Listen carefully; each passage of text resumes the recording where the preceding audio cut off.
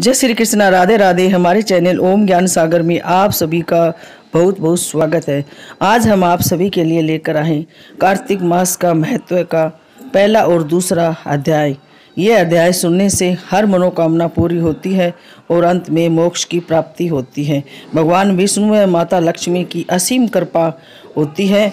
कार्तिक मास में स्नान करने के बाद कार्तिक मास का महत्व के अध्याय जरूर सुनने चाहिए। कहानी कथा सभी सुननी चाहिए। इनसे बहुत ही पुण्य की प्राप्ति होती है और सभी मनोरथ पूर्ण होते हैं और भगवान का आशीर्वाद मिलता है। कार्तिक मास का बहुत ही पवित्र महीना माना गया है। कार्तिक मास में स्नान, दान, तप, यज्ञ, व्रत करने से मोक्ष की प्राप्ति होती है और सभी प्रकार के कष्ट दूर होते हैं और माता लक्ष्मी, भगवान विष्णु का आशीर्वाद मिलता है। मैं हूँ रीना शर्मा। आज आप सभी के लिए लेकर आए कार्तिक मास का महत्व। अगर आप लोग नए हैं तो हमारे चैनल ओम ज्ञान सागर को सब्सक्राइब जरूर करें। प्लीज़ वीडियो को लाइक और सभी परिवार दोस्तों के साथ ज़्यादा से ज़्यादा शेयर करें। बेल आइकन को ज़रूर दबाएं ताकि सबसे पहले वीडियो आप सभी के पास पहुंचे, आप सभी सुन सके, जान सके और सभी परिवार दोस्तों के साथ ज़्यादा से ज़्यादा शेयर कर सके। तो ज़्यादा वक्त न लेते हुए वीडियो शुरू करते हैं। चलिए जानते हैं कार्तिक मास का महत्व। प्रथम अध्याय।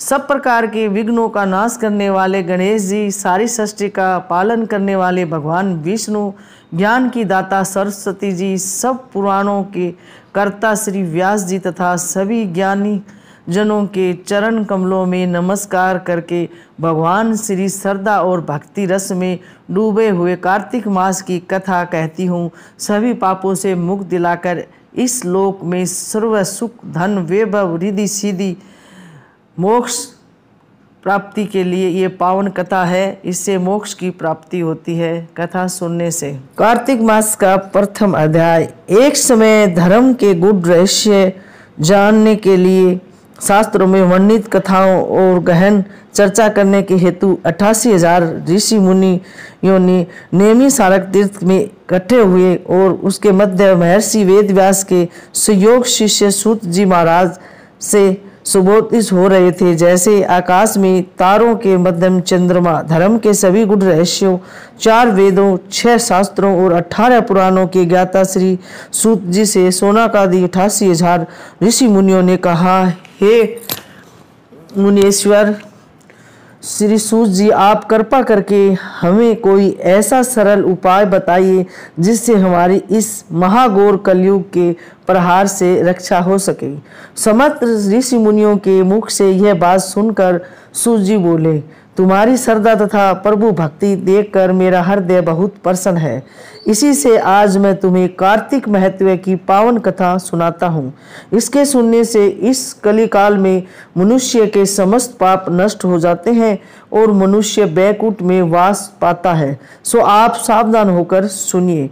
एक समय सभी जीवों को भला चाहने वाले ब्रह्मा जी के पुत्र श्री नारद मुनि ब्रह्मलोक में पहुंचकर जगत रचयिता श्री ब्रह्मा जी को नमस्कार प्रणाम करके विनीत भाव से पूछने लगे, हे जगत पिता, कृपा करके आप कोई ऐसा धर्मोपदेश सुनाने की कृपा करे जो इस कलिकाल में सब पापों को नष्ट करके मोक्ष देने वाला हो।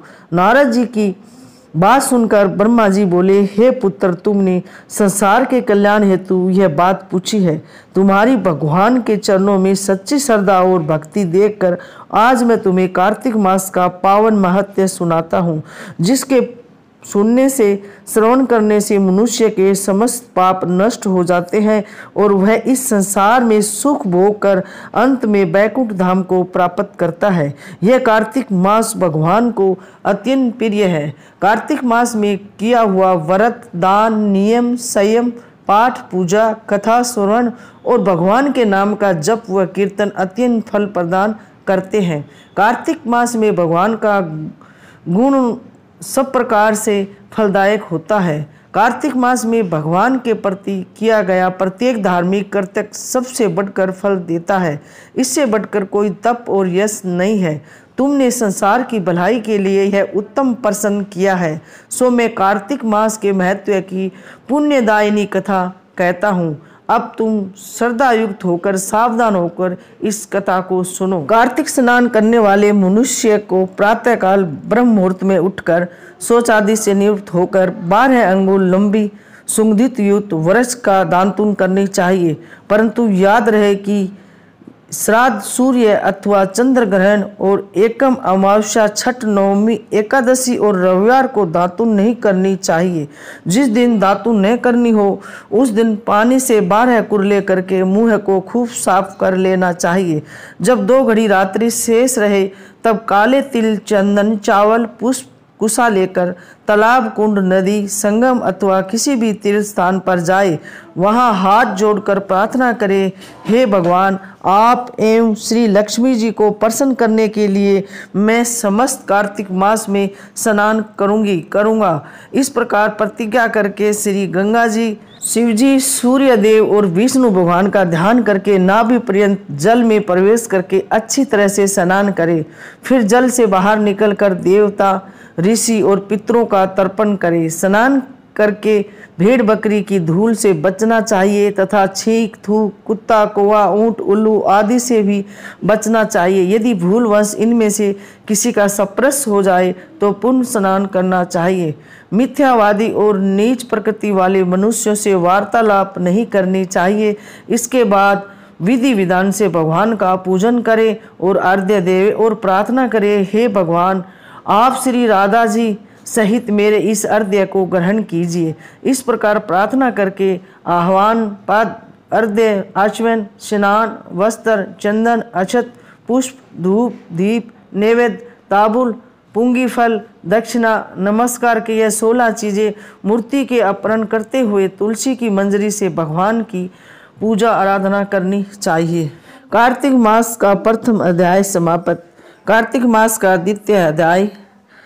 ब्रह्मा जी बोले, हे पुत्र, जो व्यक्ति तुलसी की मंजरी सहित भगवान शालिग्राम का एक बूंद चरणामृत पान करता है वह ब्रह्म हत्या जैसे बड़े बड़े पापों से मुक्त होकर वैकुंठ को प्राप्त करता है। इसमें कोई संदेह नहीं है। जो भगवान शालिग्राम की प्रतिमा के आगे अपने पितरों का श्राद्ध करता है उसके पितरों को तत्काल वैकुंठ प्राप्त हो जाता है।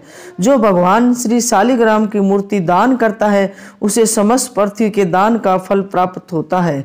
जो भगवान शालिग्राम की प्रतिमा को बेचता है वह महान कष्ट भोगता है। इसलिए शालिग्राम की मूर्ति को बेचना नहीं चाहिए। श्री विष्णु भगवान का पूजन शंख के जल से करना चाहिए। श्री शिव जी का पूजन बिलीव पत्र से, सूर्य का तुलसी से, गणेश जी का पूजन धतूरे के फूलों से, विष्णु जी का पूजन कमल के फूलों से तथा श्री महालक्ष्मी का पूजन मालती तथा चंपा के फूलों से करके प्राणी परम पद को पाता है। परंतु जो भगवान को परम प्रिय तुलसी से भगवान शालिग्राम की पूजा करता है उसकी महिमा का वर्णन कोई भी नहीं कर सकता। इस प्रकार पूजा करने वाला भक्त जन्म मरण के अपार कष्ट से मुक्त हो जाता है। जिसकी मृत्यु तुलसी माला धारण किए हुए होती है वह जीव बिना किसी रोक टोक के सीधा वैकुंठ धाम को जाता है। जो तुलसी की छाया में अपने पितरों का श्राद्ध करता है उसके पितरों की अक्षय तृप्ति हो जाती है। तुलसी का सिंचन गंगा, यमुना तथा नर्मदा में स्नान के समान होता है। तुलसी का वृक्ष उगाने और सींचने से तथा नित्य स्पर्श करने से मनुष्य के मनसा, वाचा और कर्मणा तीनों प्रकार के पाप नष्ट हो जाते हैं। कार्तिक मास में व्रत करने वाला तुलसी जी का शांत चित्त से पूजन, प्रदक्षिणा और नमस्कार करके हाथ जोड़कर प्रार्थना करे, हे हरि की परम प्रिया, देवताओं ने तुम्हें बनाया और मुनिवरों ने तुम्हारा पूजन किया है। मैं भी तुम्हें नतमस्तक नमस्कार करती हूँ। जो प्राणी आंवले के पत्तों और पुष्पों से भगवान का पूजन करता है अथवा आंवले के वृक्ष के नीचे बैठकर भगवान का पूजन करता है उसको स्वर्ण के फलों और फूलों से पूजन करने का फल प्राप्त होता है। जो मनुष्य द्वादशी को तुलसी तथा आंवले के पत्तों को तोड़ता है वह घोर नरक भोगता है। प्रत्येक मनुष्य को चाहिए कि कार्तिक मास में आंवले के फल, तुलसी और गोपी चंदन की माला धारण करे। ऐसा करने से वह अवगमन के चक्र से मुक्त हो जाता है। कार्तिक मास में स्नान और व्रत करने वाले मनुष्य को चाहिए कि वह ब्राह्मणों को भोजन कराने के पश्चात चंदन, पुष्प, पान तथा दक्षिणा देकर संतुष्ट करे। संपूर्ण कार्तिक मास में पृथ्वी पर शयन करने, ब्रह्मचर्य का पालन करने, पत्तल में भोजन करने और मौन व्रत से प्राणी परम धीर, गंभीर और कार्तिवान होता है। जो मनुष्य एक समय आंवले के वृक्ष के नीचे पूर्ण कार्तिक मास भोजन करता है, उसके 1 वर्ष के समस्त पाप नष्ट हो जाते हैं। व्रत करने वाले को शहद, कांजी, दाल, तेल, कच्चा भोजन, दूसरे का अन्न तथा कोई भी तामसी तथा बुरे नामों वाला भोजन नहीं करना चाहिए। रविवार को आंवला खाना भी वर्जित है। देव, गो, वेद, दूसरों की निंदा नहीं करनी चाहिए। अंडे, मांस इत्यादि का सेवन तो क्या ध्यान भी नहीं करना चाहिए। मिट्टी में उत्पन्न हुआ नमक, मसूर, बासी भोजन, तांबे के पात्र में डाला हुआ दूध इत्यादि ये सब मांस के समान ही माने जाते हैं। इनका प्रयोग भी नहीं करना चाहिए। केवल स्वयं अपने लिए बनाया गया भोजन भी मांस के समान होता है। किसी दूसरे को खिलाने के बाद ही स्वयं भोजन करे। लहसुन, प्याज, फूल गोभी, गाजर, जंगली घिया, बैंगन, पेठा तथा दोबारा पकाया भोजन व्रत में नहीं खाना चाहिए। रजस्वला स्त्री, पतित तथा पाखंडी आदि से भूलकर भी बात नहीं करनी चाहिए। एकम को पेठा, दूज को बैंगन, तीज को गोभी का फूल, चौथ को मूली, पंचमी को बेल फल, छठ को कलिंदा, सप्तमी को आंवला, अष्टमी को नारियल, नवमी को जंगली घिया, दसवीं को परवल, एकादशी को बेर, द्वादशी को मसूर, त्रयोदशी को पान, चतुर्दशी अमावस्या तथा पूर्णमासी को किसी भी फली का साग भूलकर भी नहीं खाना चाहिए। कार्तिक मास का अध्याय प्रथम व दूसरे अध्याय के बारे में हमने आप सभी को बताया। एक बार जरूर सुने। भगवान आप सभी की हर मनोकामना पूरी करेंगे। कार्तिक मास का महत्व सुनने से हर मनोकामना पूरी होती है और अंत में मोक्ष की प्राप्ति होती है। आशा करते हैं कि आप सभी को हमारी जानकारी जरूर पसंद आएगी और हाँ, हमारे चैनल ओम ज्ञान सागर को सब्सक्राइब जरूर करें। प्लीज़ वीडियो को लाइक और सभी परिवार दोस्तों के साथ ज़्यादा से ज़्यादा शेयर करें। बेल आइकन को जरूर दबाएं ताकि सबसे पहले वीडियो आप सभी के पास पहुँचे, आप सभी सुन सके, जान सके और ज़्यादा से ज़्यादा परिवार दोस्तों के साथ शेयर कर सके। तो चलिए मिलते हैं ऐसी एक और नई जानकारी के साथ। जब तक आप लोग सभी स्वस्थ रहे, मस्त रहे, खुश रहे, तरक्की करे, उन्नति करे, भगवान आप सभी की हर मनोकामना पूरी करे। जय श्री कृष्णा। राधे राधे। धन्यवाद।